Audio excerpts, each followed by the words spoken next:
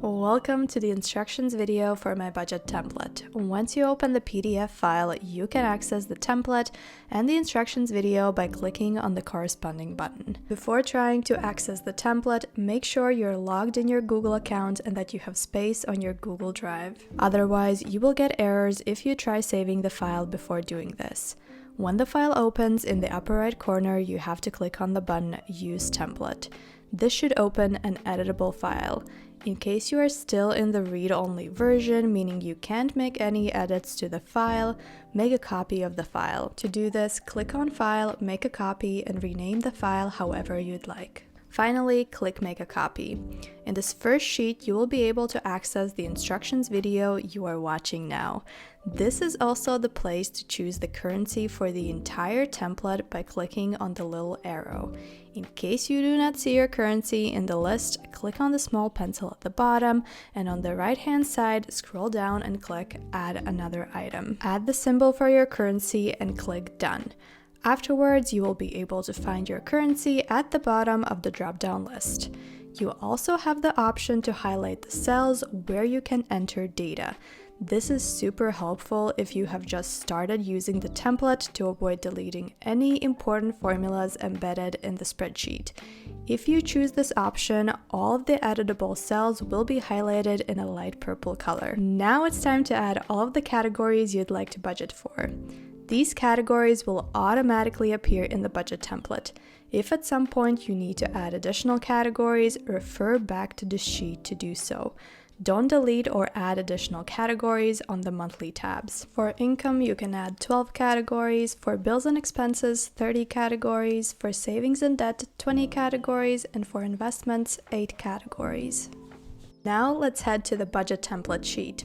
In the overview table, write down the year, choose on which day the month begins and on which day the week starts. Choosing the day of the beginning of the month is especially beneficial for those receiving their paycheck before or after the first day of the month. This means that you can start your budgeting month when you receive your first paycheck. In the accounts table, write down all of the accounts you use on a daily basis for your transactions. Keep in mind that when writing the starting balance for a credit card, write it with a minus sign.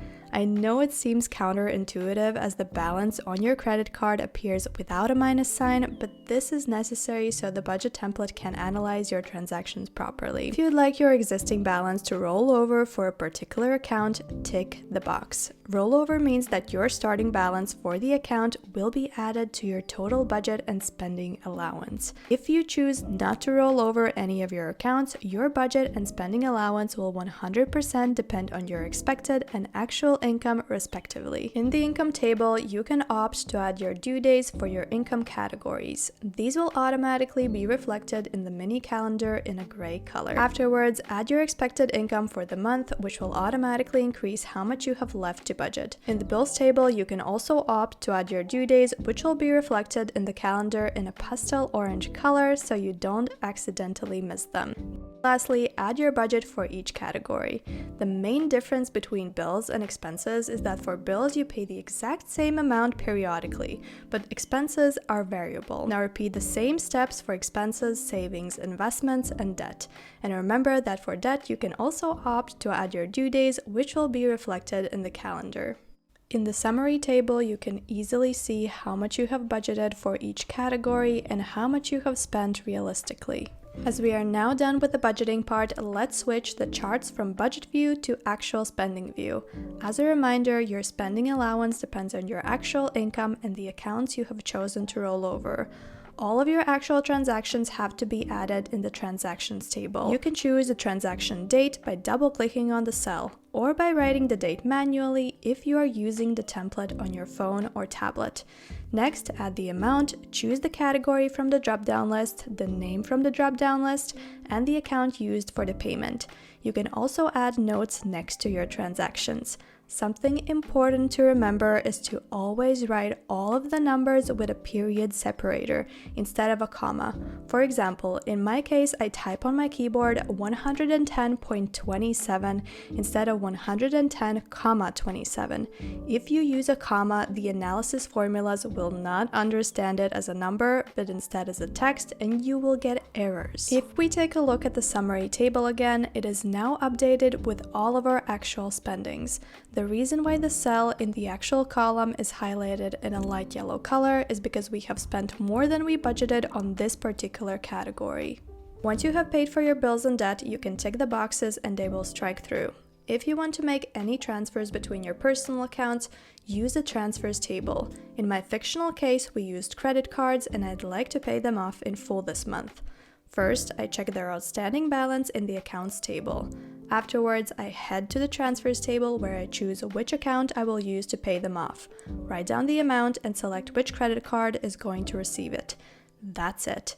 In the accounts table, we can now see that the balance for the checking account has decreased, whilst our credit cards are paid off in full. When you are ready to start your budget for the next month, you'll notice that all of your data except for the actual transactions have been sourced from the previous month. So you don't need to start everything from scratch and you can easily make edits as needed. If we take a look at the Year in Review tab, we can see that all the actual data for January has already been added. The data here will automatically update based on what you input on each monthly tab. The charts at the top will show the total amounts per month for all the main categories. Just so you know, your annual net worth here is calculated by adding income, savings, and investments, but subtracting expenses, bills, and debt payments. If we scroll down a bit, we'll see a more in-depth analysis for each category. My main goal when creating this template was so it's as easy to use as possible. So I hope you love it as much as I do and you reach all of your financial goals you have set for yourself.